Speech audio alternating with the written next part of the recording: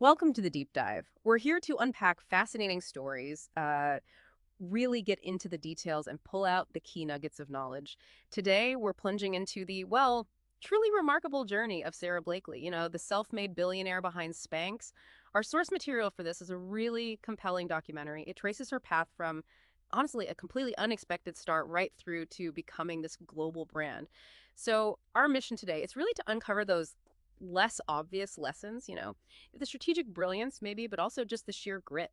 How did she manage to not just disrupt, but like fundamentally redefine a whole industry? You're going to hear how this simple, really relatable frustration turned into a billion-dollar empire. And interestingly, built on principles that often, well, they run counter to conventional business wisdom. What's so insightful about Sarah's story, I think, is how it really challenges those traditional ideas of entrepreneurship. It's not just her unconventional path, but it's how she consistently reframed things that look like setbacks. She made them foundational for her future success. It's really about seeing opportunity where, frankly, others just saw obstacles. That idea, setbacks becoming foundational, that really jumps out when you look at her early jobs. I mean, before Spanx, before anyone knew her name, Sara Blakely was basically dealing with no all day long, selling fax machines, door to door. In Clearwater, Florida. Can you even imagine that daily grind? Just rejection, Absolutely. relentless. But like Sarah herself said, on paper, it was a dead-end job, but it taught me persistence.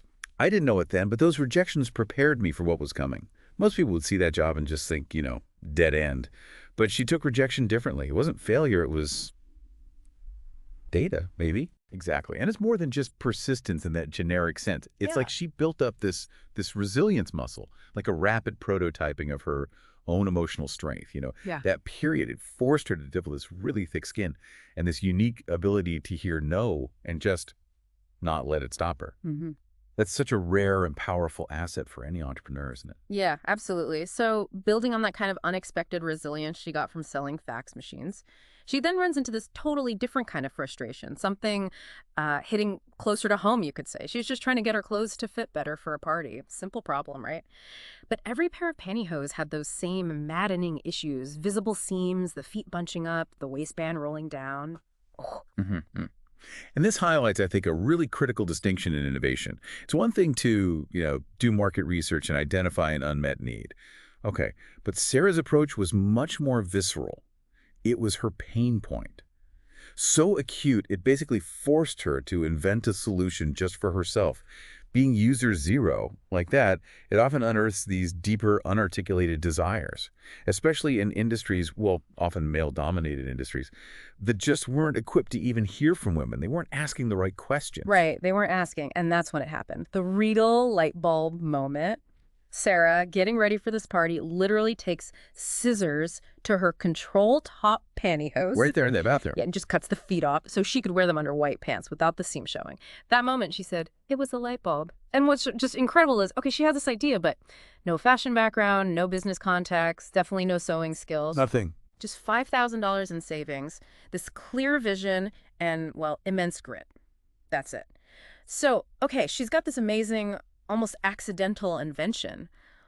But the leap from, cut up pantyhose to a global brands, that means overcoming obstacles that would stop most people cold. Right, absolutely. And the first big one, finding someone, anyone to actually make the things. She starts cold calling manufacturers Yeah. and just gets rejection after rejection. It's pretty astonishing, isn't it? One after another, these established players, these mills, they just turned her down, flat out. It really speaks volumes about that sort of ingrained resistance to truly new ideas, especially when they come from outside the system, challenging how things are done.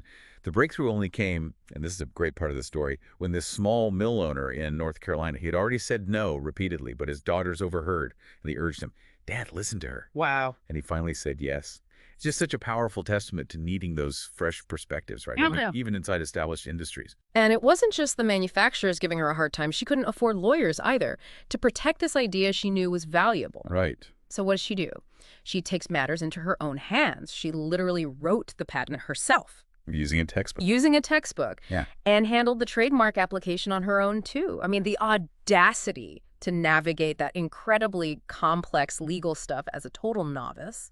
It points to this just unparalleled resourcefulness. Yeah. But also maybe a deep understanding that the usual gatekeepers, They weren't going to help her. Yeah.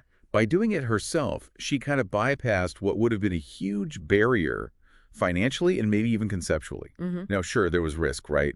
A self-written patent, maybe it has loopholes a lawyer would have caught, I don't know. Right. But it also forced her to really dissect her own invention in a way few entrepreneurs probably do. She knew her IP inside and out. Yeah, intimately. And it wasn't just the legal stuff she did herself. She was customer service, she was marketing, she was the shipping department. Everything. Stuffing the first shipment of SPANX into her apartment closet. That hands-on approach, you have to think it gave her invaluable insights, right? Into her customers, her product, way beyond what market research could tell her. Oh, definitely. Ground level intel. Okay, so now for the moment that really catapulted SPANX. The big break.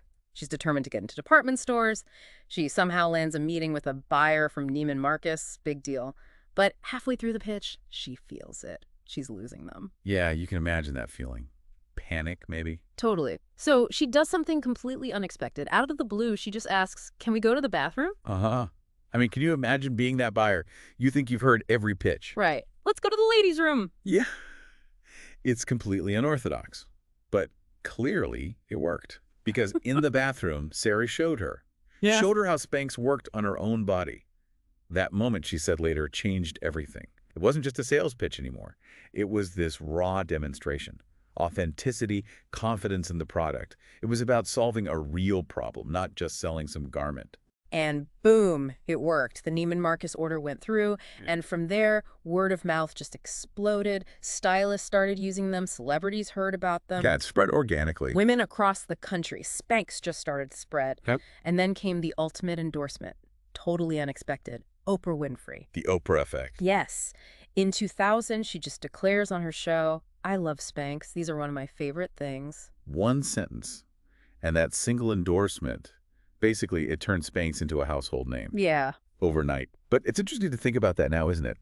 In today's world of influencers, where endorsements are everywhere, sometimes paid, how does Sara's experience with Oprah back in 2000 offer maybe a unique lesson? That's a great point. What's the difference? I think back then, Oprah's favorite things list carried this almost unparalleled weight.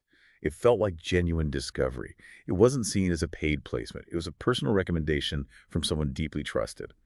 And it resonated because it felt authentic. She really believed in the product. It really highlights that the most powerful marketing, maybe it isn't just about reach.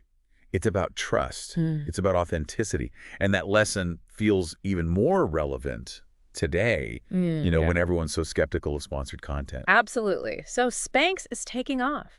And what's really remarkable next is how Sara chose to scale the company. She grew it without taking a single dollar of outside investment. Zero. No venture capital, no angel funding. People apparently told her she was crazy for not taking the money. Oh, I bet they did. But she believed in growing, quote, slow and smart. And that decision to skip the outside investment wasn't just about control in some abstract way. It let her keep the operation incredibly lean. It let her prioritize the product itself over, say, the crazy growth metrics VCs often demand. And it helped her keep this direct line to her customers, unmediated. Right. This whole self-funded growth thing, completely sidestepping VC. It feels almost revolutionary today, doesn't it? In this world of hypergrowth and massive funding rounds. It really does. It makes you wonder, Brad, did skipping that external cash allow her to build a more resilient brand, a more customer-focused one because she wasn't chasing valuations? Or was it just, a harder way to get to the same place? Harder, maybe, but it insulated her, right? From those outside pressures that can really dilute a founder's original vision. Definitely amplified her personal risk, though. Full control, full risk. And true, and SPANX evolved, didn't it? It became more than just shapewear. It kind of tapped into this idea of giving women confidence. Yeah, a movement almost. You hear it in the testimonials all the time. I wore SPANX under my wedding dress, or it helped me feel powerful during job interviews, or even, it's not about hiding, it's about owning your body. That shift in the story, right, from just concealment to actual empowerment, that feels key to why SPANX has had such enduring appeal.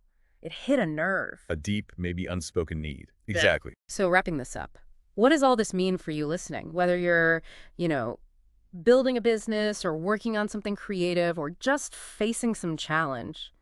Sara Blakely's journey, from that woman with scissors in her bathroom to founding a billion-dollar brand, it offers some powerful, maybe counterintuitive lessons. Yeah, and think about this. In 2012, Forbes names her the youngest self-made female billionaire, joining this list that had been dominated by men for so long. But her goal was clearly never just about the profit.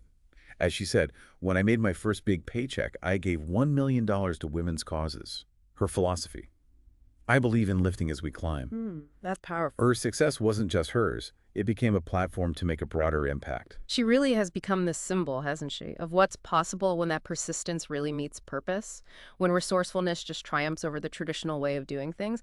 Her final words in the documentary, they resonate so deeply. I didn't know what I was doing, which is so honest. Yeah. But I believed in the problem, and I believed in my solution. That was enough to start. And that, I think, leaves a really important question for you, for everyone listening, to consider. What problem do you truly believe in?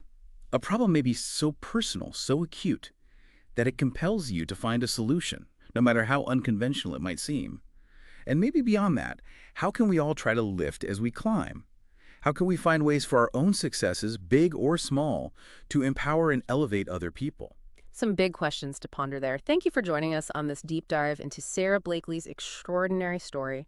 We really hope it sparked some aha moments for you and maybe left you with plenty to think about regarding innovation, resilience, and maybe redefining success on your own terms.